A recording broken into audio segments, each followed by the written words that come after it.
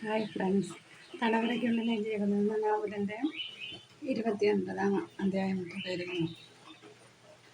അല്പം കഴിഞ്ഞ് നഴ്സ് കുഞ്ഞിനെ കൊണ്ടുവന്ന് ഗോമതിയമ്മയുടെ കയ്യിൽ കൊടുത്തു. ബോധം നഷ്ടപ്പെട്ട ഒരു സ്ത്രീയുടെ അവസ്ഥയായിരുന്നു അവർക്ക്.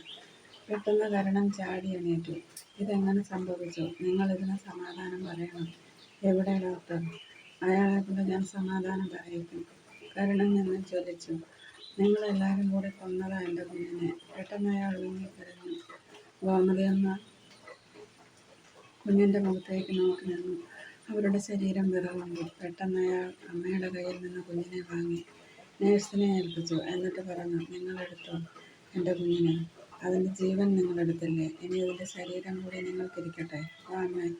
അയാളെ അമ്മയുടെ കയ്യിൽ പിടിച്ചു. എന്നിട്ട് റൂമിലേക്ക് നടന്നു.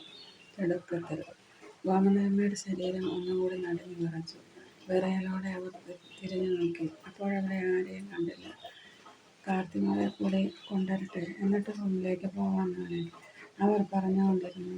പക്ഷേ കരുണൻ അതൊന്നും ശ്രദ്ധിച്ചതേയില്ല.